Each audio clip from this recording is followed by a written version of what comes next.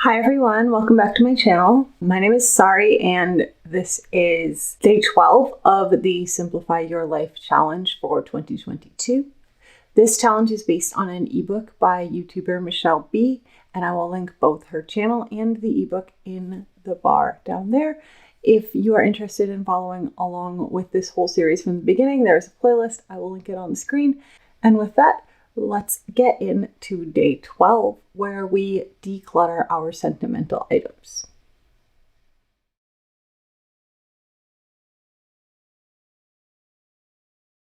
This one I realize can be hard for a lot of people because sentimental items are exactly that. They are sentimental. We are very attached to them. These are the things that we keep around that are memories of our past, our memories of people that we're close to or used to be close to, our memories of places we've been, experiences we've had, etc. This is really where the minimalism principle of collect experiences, not things, can come into play pretty big time, because it's difficult, I realize, to separate your memories from the physical items. To say, this reminds me of X trip, X person, whatever. And it's challenging to think, if I don't have this anymore, am I still going to remember that? I can assure you that you'll still remember these people and the trips you took and the places you've been and the experiences you had without the physical manifestation of the thing. That said, if looking at that thing does truly bring you joy and serves you and reminds you of good times and makes you feel happy, then it's okay to keep it. I'm not saying you need to get rid of everything that you're sentimentally attached to. I just think that we can all be a little bit more realistic about it. I know I have a box of photos upstairs and several boxes of things downstairs that are like memories of my past, and I don't even look at them. I never even open those boxes. I just move them from place to place and stick them in whatever storage space I have, and there they sit. And I don't think I need them if I'm still remembering all of those things without having the physical object to hold to help me do it. That line gets a little blurred here because it's easy to say, oh, but I need to keep this because I have to remember. If you have photo albums and you never even look at them, I'm not sure they're serving you fully. You can decide differently, of course.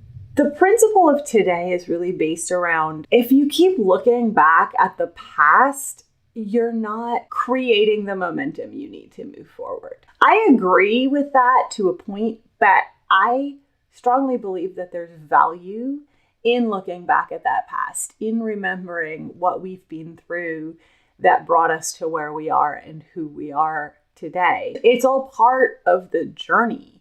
Without our past, we wouldn't have our present, which wouldn't help us move towards the future. That said, if you've been following along with this whole series, you know I've been discouraging most sentimentality and encouraging us to sort of let go of things that don't serve us and physical manifestations of memories that we would still have. There's a balance that we need to find. When the ebook says sentimental items, here's the list that is given. Ticket stubs, photo album, concert tickets, which I guess was the same thing as ticket stubs, I don't know. Old report cards or school assignments, love notes, birthdays or other holiday cards. I decluttered a lot of this stuff during the paper declutter, with the major exception of photos, which I did not go through. I'm notoriously bad at organizing photos, both printed and digital. So I don't have photo albums so much as a box of random photos from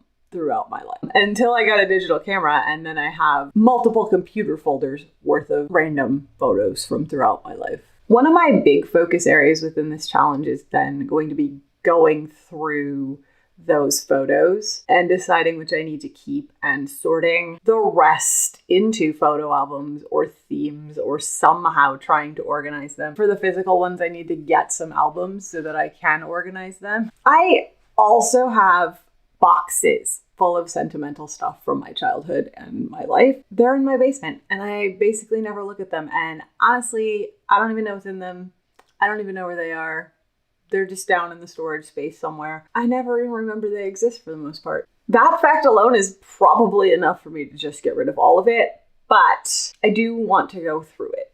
However, my basement is currently approximately the same temperature as a refrigerator, so I can't really stand down there for long periods of time and sort through things, which means that I need to bring it upstairs probably one box at a time. The basement is honestly its own whole category of declutter, and I'm going to be doing it slowly.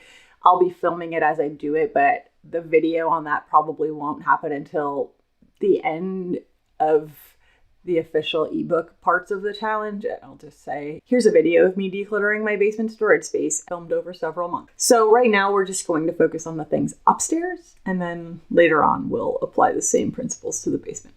Because this is so tricky, here's some guidance that I have and the ebook has on decluttering your sentimental items. Don't let go of something if you know that it will weigh on your mind for years. Sifting through old memories and sentimental items is exhausting. It's difficult and it can be painful. In this case, it's okay to keep something for now if you feel like you might regret getting rid of that thing. Sometimes you have to go through things multiple times to reach a place where you're really truly happy with what you have kept and what you have let go of. This is a part of the challenge that you should definitely revisit. I encourage you, of course, to revisit these questions and these declutters yearly or every 6 months or every 2 years, whatever time frame works for you. But this one I especially think should be done at least annually until you say, I'm content with where I am with these sentimental items. So with that, let's talk through my guiding questions. How is keeping this item serving me right now? If it's not, you can probably get rid of it.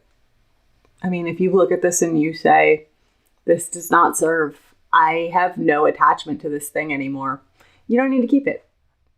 Does this item have genuine, lasting emotional value?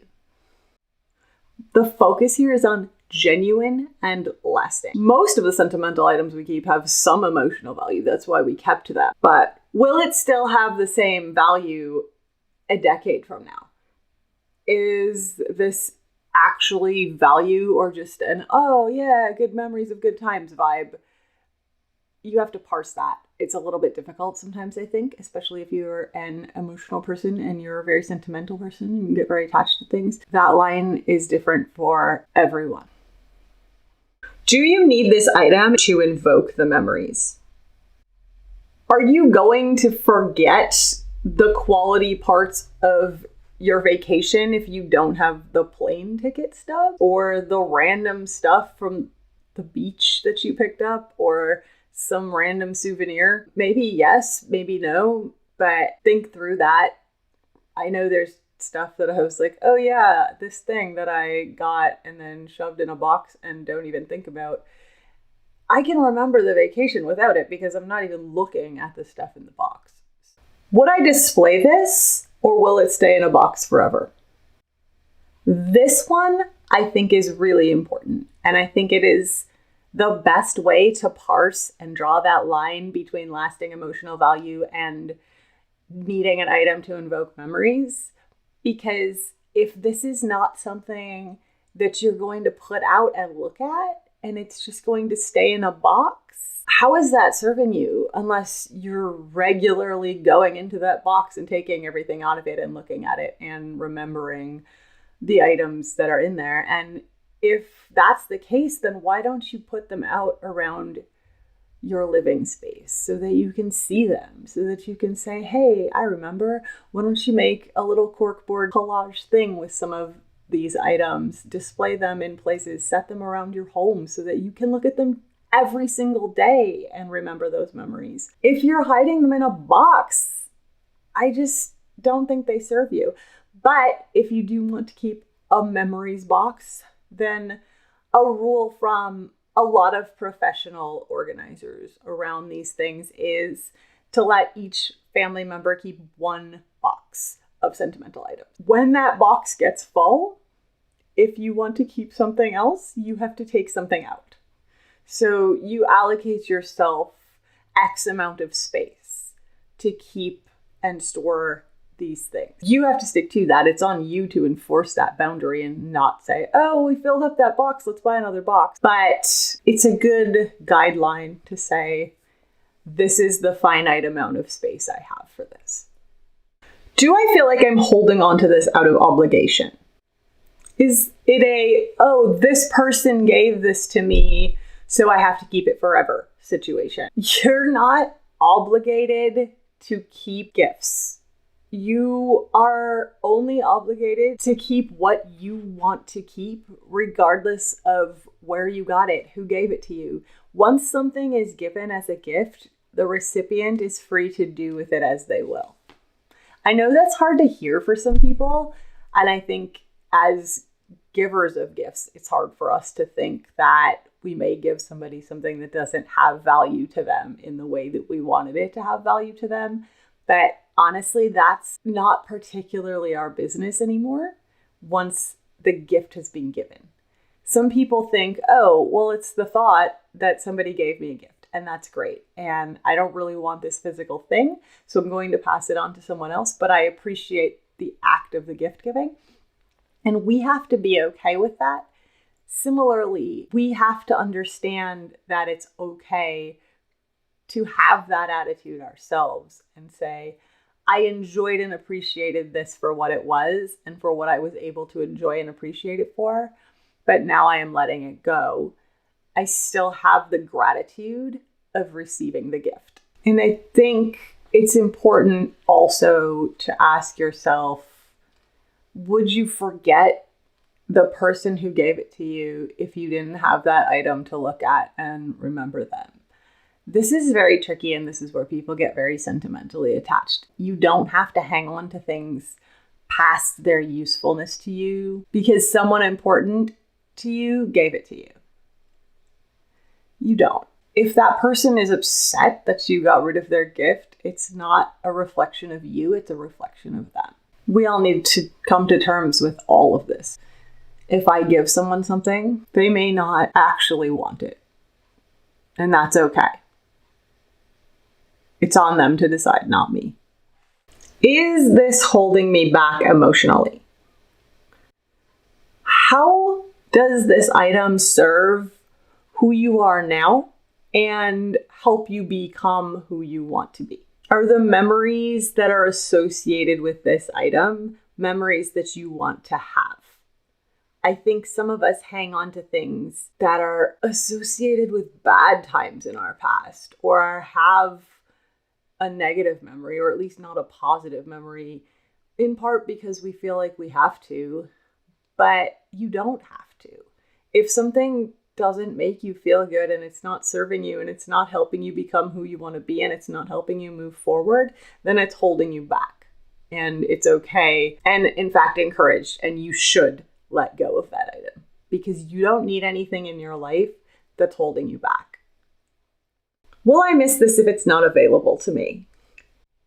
This is where I was saying this kind of rule of if you feel like you will regret getting rid of this thing, keep it. But keep track of how often you actually look at it or use it. If it's less than once every few years, do you actually need this? If it's less than once a year, do you actually need this? Be honest with yourself and keep track of how often you take this out and think about it and how it's serving you. Because it's easy to say, oh, of course I'm going to miss it if I don't have it. But are you? Put it in a box and hide it somewhere in the back of your closet and forget about it. And if at some point you think, oh, that thing, I wonder where that is, that's a key that, yeah, you are going to miss it. If it stays in that box for years and you never even think about the fact that you used to own it, it's not important to you. It's really not. Remember also, as you go through all of these questions and you go through this challenge, that cards and photos and letters, etc., can be scanned and filed in a sentimental items folder on your computer. You can take pictures of these and have photos of the items that you can still look at and go through and remember if that's something you want to do.